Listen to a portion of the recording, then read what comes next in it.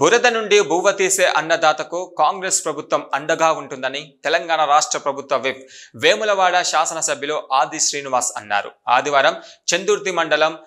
సనుగుల గ్రామంలో ప్రాథమిక వ్యవసాయ సహకార సంఘం ఆధ్వర్యంలో నిర్వహించిన కార్యాలయ భవనం, స్టోరేజ్ గది, రామారావుపల్లి గ్రామంలోని ఎరువుల గోదాంను రాష్ట్ర ప్రభుత్వ విప్ ఆది శ్రీనివాస్ ప్రారంభించారు. ఈ సందర్భంగా ఆయన మాట్లాడుతూ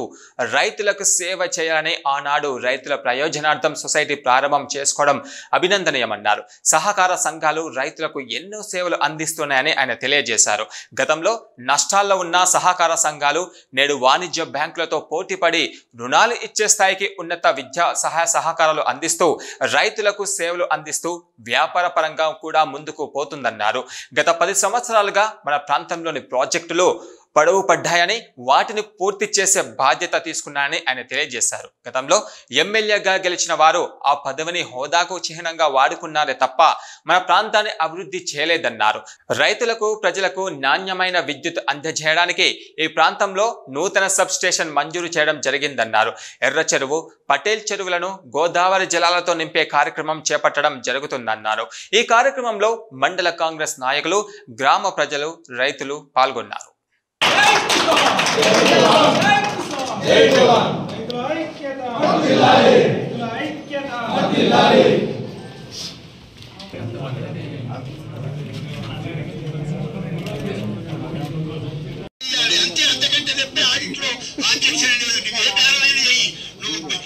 అనుగుల మారుమూల ప్రాంతమైనప్పటికీ ఈ ప్రాంతంలో రైతులకు సేవ చేయడానికి ఒక సహకార సంఘం భవనం ఉండాలని చెప్పని మన బహుశా మన తాతల నాటి ఇక్కడ స్థలంలో ఉన్నట్టు వేమరాడ తర్వాత రుద్రేణులకు లేని సందర్భంలో ఇక రైతులకు సేవలు అందించాలని చెప్పని ఈ ప్రాంతానికి సహకార సంఘంలో పరపతి సంఘాన్ని సింగరుడు పేరుగా సింగరుడు చేయాలని కూడా పిలుచుకుంటున్న దాన్ని తీసుకొని రావడం, దాని ద్వారా ఈ ప్రాంతంలో అనేక మంది రైతులకు ఎరువులకు సంబంధించినటువంటి అవసరం ఉన్నప్పుడు కానీ, విత్తనాలకు సంబంధించినటువంటి అవసరం ఉన్నప్పుడే కానీ, లేదా ఈ పరపతి సంఘం ద్వారా వ్యక్తిగతంగా క్రాప్ లోన్ తీసుకోవడానికి కోసం అవకాశం కానీ, ఈ మధ్యలో సహకార రంగాలు ఆర్థికంగా లాభాలు బాటలు పడుతున్నప్పుడు రైతు కుటుంబాలు ఉన్నటువంటి వారు ఉన్నత చదువులు చదువుకోవడానికి విదేశాలకు వెళ్ళేటువంటి ఎడ్యుకేషన్ లోన్ ఇచ్చేటువంటి కార్యక్రమం కానీ,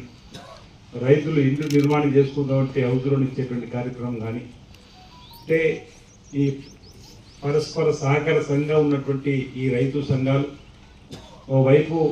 రైతుల ద్వారా సేవను అందిస్తూ సంఘం ద్వారా వ్యాపారాలు కూడా చేసుకోవడం కోసం చేసుకుంటూ ముందుకు వర్తికంగా పోవడం కోసం పెట్రోల్ బంకులు కూడా ఈ మధ్యలో అనేక సహకార సంఘాలు ఏర్పాటు చేసుకున్న సందర్భం. అంటే ఒకప్పుడు అంజుమాన్ బ్యాంక్ అంటే ఒకవేళ లోన్ తిరిగి కట్టకపోతే ఇంటి దర్వాజాలు తీసుకుపోయేటువంటి సందర్భం ఉన్నప్పుడు భయపడేటువంటి ఆ బ్యాంకు నుంచి నష్టాల్లో ఉన్నటువంటి కోఆపరేటివ్ బ్యాంకులు మళ్ళీ ఆర్థికంగా బలంగా పరిపుష్టిగా కావాలని చెప్పని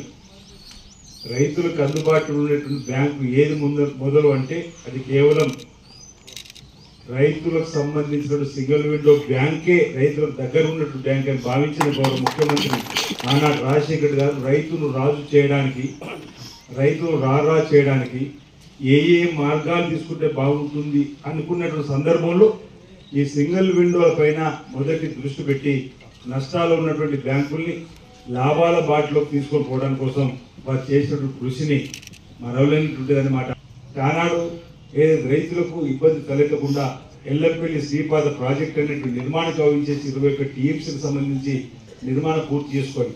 అది రైతులకు అంకితం చేసే క్రమంలో నాకు బాగా గుర్తు 2005లో నేను ఎంపీగా దేవస్థానం చైర్మన్గా ఉన్నప్పుడు ఇందిరమ్మ